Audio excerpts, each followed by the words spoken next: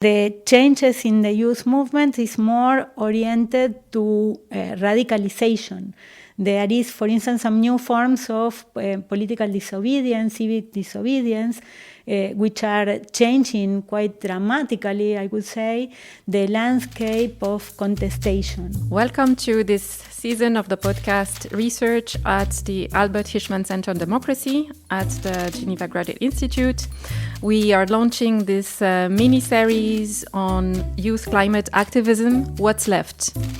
This mini-series is part of an ongoing project titled Youth Climate Activism and Local Institutions, Reframing Democratic Spaces at a Time of Polarization. In this project, we explore how young people across Europe mobilize around climate justice and democratic renewal. We focus on the tensions and also the synergies between youth activism, local institutions, and global governance.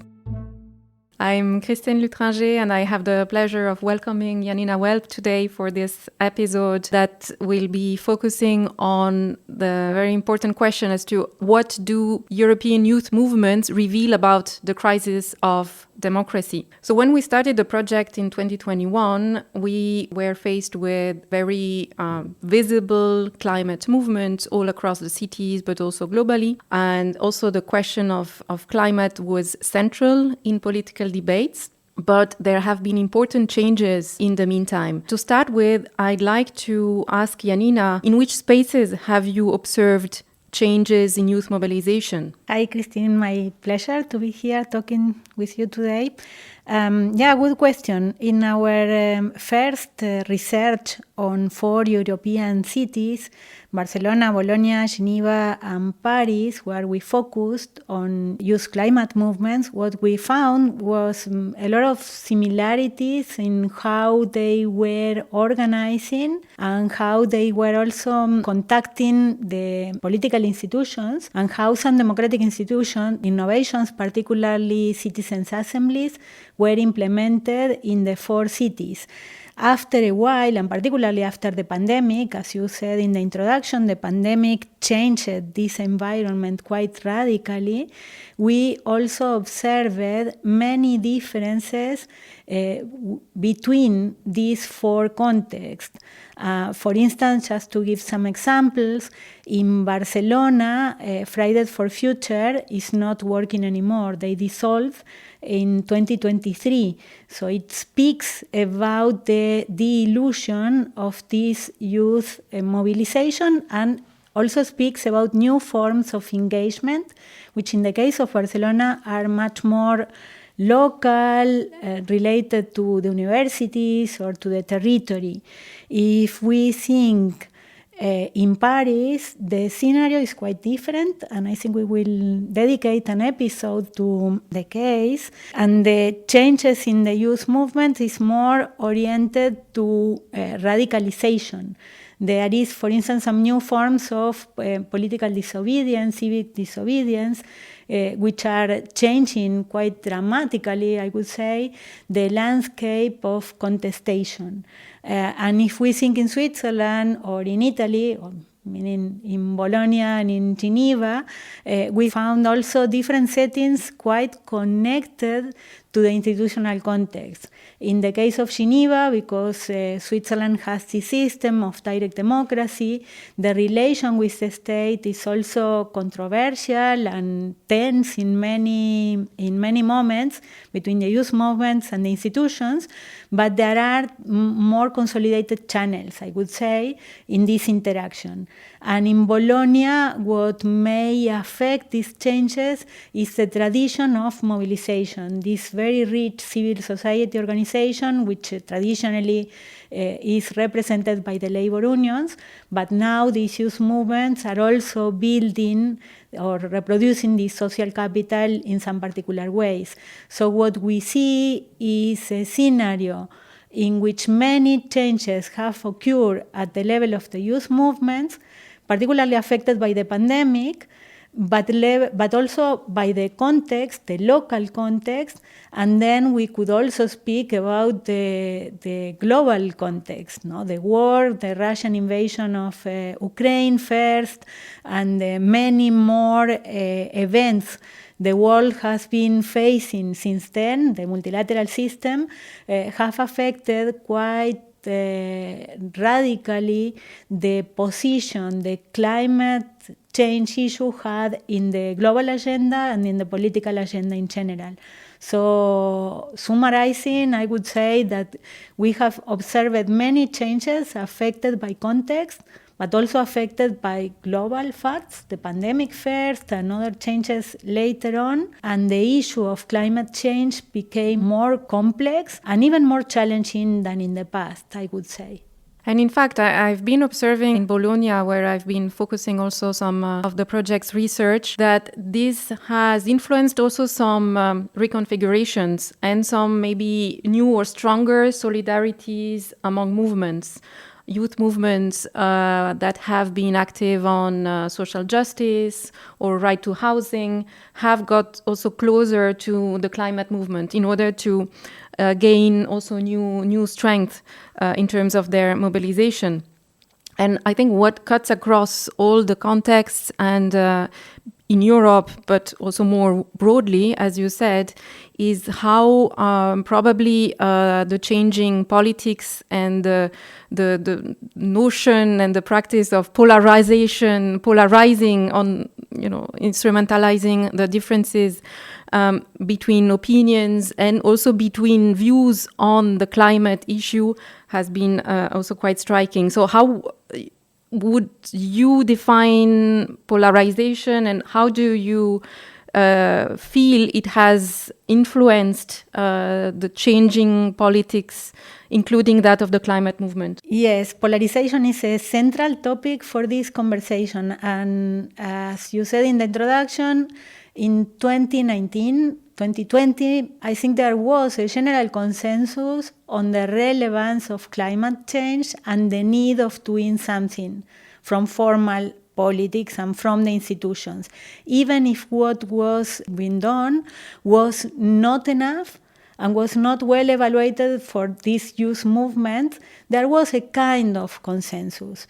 This consensus now is broken because there are some radical right forces which are becoming stronger and stronger in parliaments in Europe, in many countries in Europe, and they are also embracing this climate negationism, which for some of these parties was not so central in the past, and now is getting more centrality. This means that parliaments now, many parliaments in Europe, are more divided in general, are much more polarized, but are also more divided on the topic of climate change. And yeah, you ask for a definition. When we talk about polarization, it's important to consider these at least two aspects or dimensions of polarization. One is what in political science we identified as ideological or programmatic polarization, which is measured or identified as the distance in political positions. Clearly, the best example is the distance between left and right policies or positions on X topics. But then we also have this concept of affective polarization, which refers to emotions. What we have in general in partisan politics is an overlapping between these two dimensions, but not always, are not the same, are not synonymous, and are not always the same. In some countries, for instance in Spain, many studies are explaining or showing how elite polarization is much stronger than grassroots polarization, which, society's polarization, societal polarization. So with climate change, what we have now is that is part of this axis of polarization, and is also entering in some complex ways. Just to give an example of that, for instance, with the agreement between the European Union and the Mercosur, the radical right parties have been closer to some farmers in some countries, particularly maybe France or in Catalonia with Alianza Catalana, and then this complexity of the claims of these farmers is they perceive that the only party which is given an answer is this radical right party. So this is also talking about some deficits in the public conversation in our democratic settings, I think, which the radical right is taking, simplifying, and providing more polarization and conflict more than answers, but representing some people, even if I personally think it's a bad way of representing these people. So how have institutions also responded to youth activists and to the youth movement in general, especially in those years starting from 2019 onwards, where there was, this, I would say, almost centrality of the climate issue within political debates? Which types of innovations have you observed, and how do you analyze these experiments that have been attempted in the various contexts? Yeah, this is, again, a very interesting question, Christine. And in our project, we have seen that there are different levels in which the public is expecting an answer. Because there is an issue with democracy, and we are talking about the crisis of democracy, and then immediately this is associated with a kind of lack of participation and deficits in representation. So the innovation in this case is the citizens' assembly. But we are talking about a specific dimension, which is climate change. So there is also an expectation of the governments and institutions offering concrete policies to resolve a problem. And these quite often are assumed that are the same thing, are not necessarily the same thing. So in the cities we studied in our first project, we found that all the governments were, for instance, declaring the climate emergency and trying to elaborate some policies to provide answers. But then also in terms of democratic deficit, again, the main answer from the governments was the launching of citizens' assemblies. And these citizens' assemblies are like a well-prepared institution to promote a reasoned deliberation. These are called also mini-publics because just a small group of people is elected through sortition to integrate these bodies and deliberate and produce recommendations, but at the same time are not well connected to the general public and are also not well connected to the decision-making institutional part. So this produces, in some cases, disengagement, because what you have is institutions that may work well in producing deliberation, but don't work well in connecting with the general public and producing policies which really provide answers to these claims. So this is a challenge we are facing nowadays, and we observe this disillusionment, particularly in cases as Paris or Barcelona, as I mentioned. Thank you, Yanina. So this conversation is to be continued in the next episodes, involving also our colleagues Laura Bellon-Cassis, Maria Maxi, in the discussion on how notions and objectives of just transition have been informing both the climate movements, but also the institutions' responses. And we'll also see how the organization of those movements has changed, as we already mentioned today in this first conversation.